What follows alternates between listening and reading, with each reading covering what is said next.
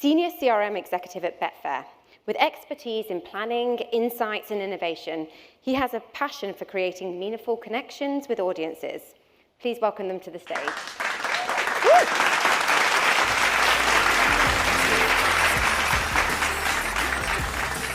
Hello, nice to see so many faces here. So, we're here today to talk to you guys about an evolution of CRM and human-centered personalization. So with ever-evolving data and hundreds of interactions happening all the time, Movable Inc. really has helped us to become more real-time and relevant for our customers, making true connections with them. Today we're going to be telling you the story of Betfair Movable Inc. But first, let us introduce ourselves a bit. So I'm Tammy. I'm a data and CRM leader at Betfair. Also a mum of 3, which makes me quite well versed at human-centered marketing. I think just getting my 2-year-old dressed feels like a daily marketing campaign. Anyone with kids will understand.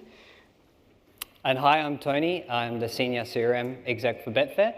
As Tammy mentioned, sort of focusing on planning and insights and innovation. A little bit about myself. Oddly enough, I'm an Italian-blooded, Australian-raised, Maltese-based CRM exec delivering to you in the UK. So I'm very happy with my journey to be here today, talking to you all.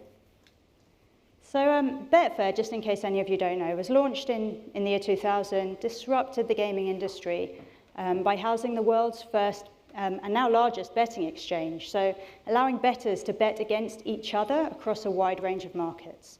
Now part of the Flutter Group, we work closely with our colleagues across the globe, quite a few of which are actually here today. So there's 3 key areas we're going to be focusing on today. So firstly, the story of our journey, the steps taken to where we are today. Next, innovation today. So at the beginning of the year, as part of the strategy I set for the team, there were 3 key call-outs: be bold, innovate, and measure. And the team really have delivered against all 3. And quite excited to share some of those exciting developments with you over the next few slides. And then the future, what does the future hold for us?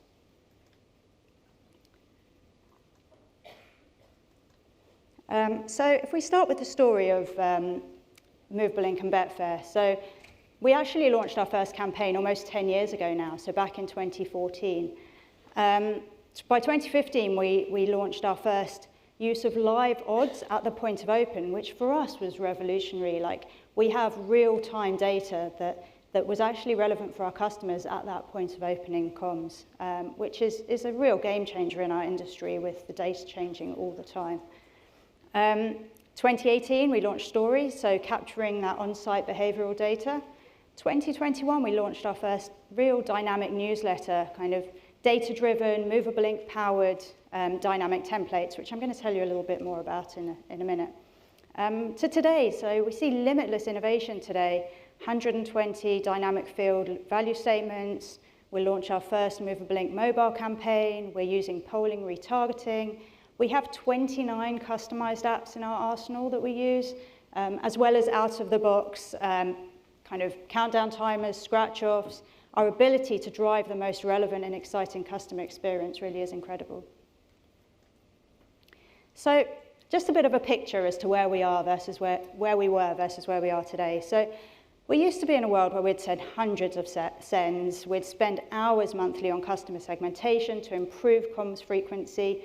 To where we are today, so we have our segmentation, our customer preferences, which is consumed by Adobe, output to templates using dynamic content built using with Movable Inc. content blocks. 95% of our comms today, probably even more, are built using Movable Inc. With relevant, engaging, real-time content within a fraction of the time, meaning the team can actually spend that valuable time measuring, analyzing, innovating, constantly striving to provide the best possible experience for our customers. So just a bit of a case study as to, on the left here, you can see an old email. So we'd basically be in a position where the challenges were, we've got lots of different products, we've got kind of lots of different messages we want to get across to the customers. So we had very static content, static emails that would go out, lots of different messages, sometimes conflicting, and our emails, were going out every day to all our customers. It was very difficult to be relevant and timely. To where we are today, we use these dynamic templates. We effectively have a consistent weekly send where we have 52 different variants. So the customer really are receiving an experience that's relevant to them and their preferences. And the truth is in the numbers, really. We're regularly seeing click-through rates of 8%, doubled even just from a year ago, and open rates consistently over 40%. Just last week, we had open rates of 48%. So customers really do come to expect and know the rich content that we're sending them and open our emails on a weekly basis. So now we're going to dive into some of the innovation we're looking at today and some of the exciting new developments we've been building in the team. So starting with some gaming campaigns. On the left, you can see a big, so this was an email where safer gambling is such a huge focus across the whole Flutter group at the moment, doing all we can to ensure our customers play in the safest way possible.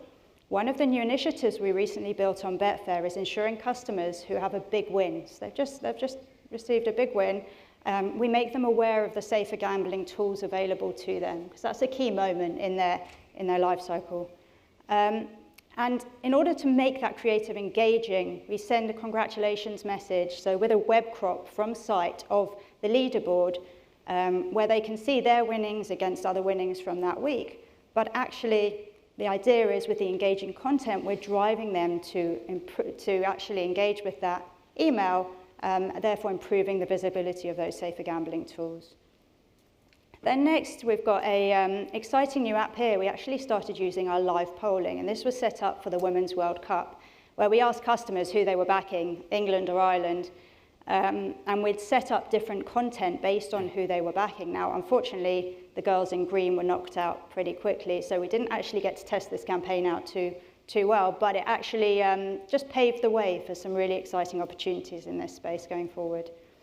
And then the last one here is a kind of standard com that we send, but what we did was we actually gamified it. So just by adding that scratch-off element to it, we saw click from sends of over 19%, which is like really high for our comms, and 2/3 of those were just on that scratch-off panel. So just by adding that gamification element, we really drove the engagement with that communication.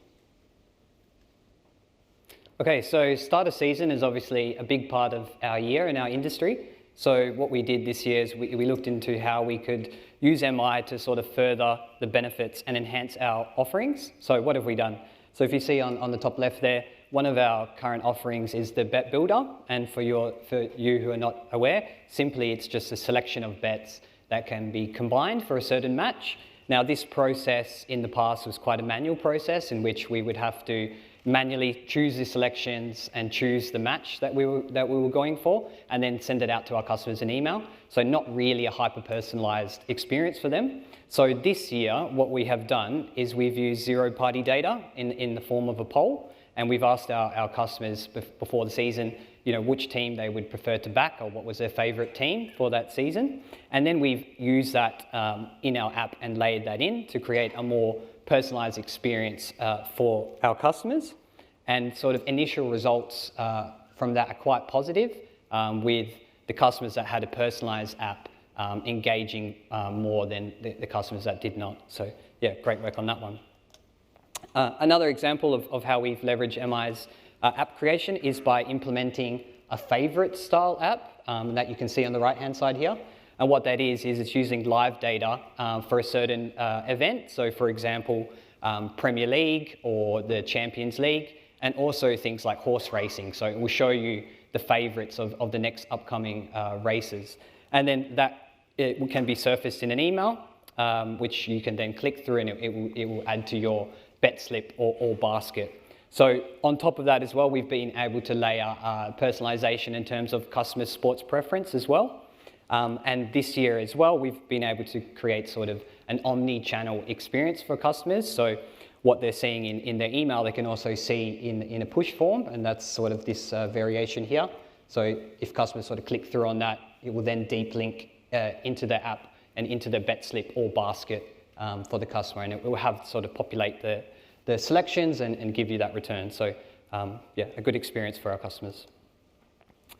Okay, so value statements. I'm sure it's not the first time you've heard about this. I'm sure plenty of you in a meeting or two have mentioned Spotify's end of year review and thought, you know, we've got to do something like this. We're nothing different, right? So this is our version, our value statement. So I'll just sort of play through what this one looked like. This variation, this variation here was a variation from Cheltenham. And again, for you who are not aware, it's a big racing season in Cheltenham in March. So a big part again of our year in the industry. And what we did is we created this column here, which was, as Tammy mentioned earlier, a really massive piece of work that had over 120 dynamic fields built in there, over 46 blocks in MI, and also sent out to over 270,000 customers with personalized variations for all of them. So a really massive piece of work. I'll go into sort of how we did that, but one key sort of point there was the layering effect that we did. So we didn't want to restrict the amount of customers we could send to. So we looked at how we could layer certain milestones for customers. For example, if you didn't hit a profit in a time period, we still wanted to show you something in that pod. So a customer wouldn't see an email with, you know, one pod. It was still something that looked visually great for them. And yeah, so I thought I'd just put a quote there from one of our long-standing customers. It did really well. So this customer here, a 17-plus year customer, if my math is correct, and they would have known that from the statement, saying that it's potentially the best CRM we've done from Betfair. So yeah, really great work from everyone involved. So I thought I'd go through a little bit how we got there. So spreadsheets, right? It all starts with a spreadsheet. Lists and lists of data points and ideas. So when we were sort of going about this, we wanted to keep in mind the question and keep asking ourselves that, what would I like to see as a customer? So not just within the CRM team, we involved other stakeholders throughout the business and asked that same question. And we started to build out spreadsheets like the following with a lot of sort of data sets. We kept some goals in mind. This column is a bit different from what we mostly do in terms of promotions. It's not necessarily a CTA-driven column, so how do we measure the success of this? So in terms of retention and stickiness during not only the time period, but post-event as well.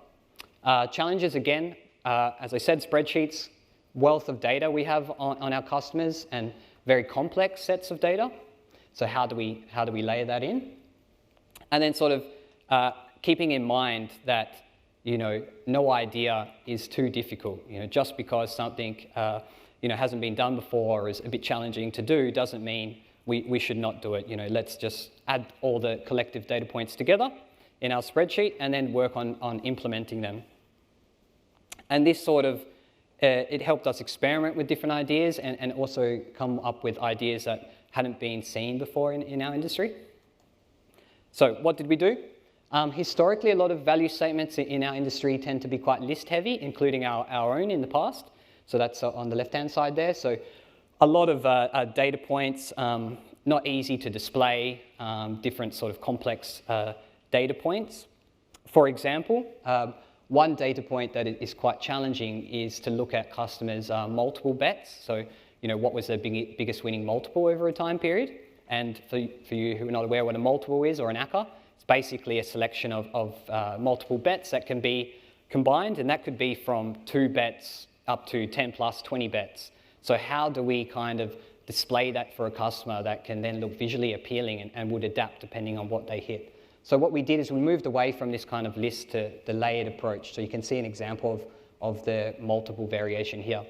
So we thought, like, we looked into what makes up a bet. And in a bet you have not just the selection, but you have sort of the market and the event. So if you are just looking at what's your biggest multiple, you might end up having an output that says, if you had 4 selections, it would just say 4-fold, or 6 selections, 6-fold, which doesn't give you a lot of context to that bet. So we looked into splitting that apart and then layering it in each individual pod.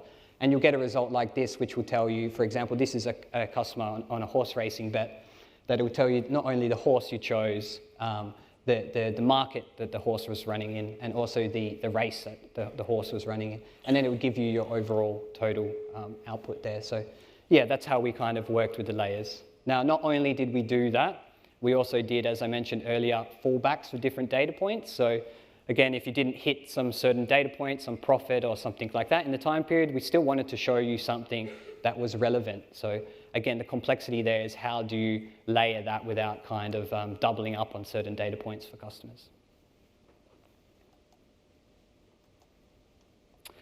Yeah, and the results really kind of speak for themselves. So these are the results from the first iteration, which was the Cheltenham statement. We've run another one for pre-start of season, and we're working on how we can implement that into a monthly style statement as well. That would be heavily automated. So on the Cheltenham result, we had a 5% lift in activity, and that is in terms of playing days for our customers. We had a huge 37% increase in average revenue per user. That's versus the control group. And again, the area we wanted to target was that retention piece, not necessarily a CTA-driven comm.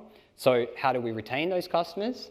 And we saw during the event, so during Cheltenham, 16% increase in those versus the control group.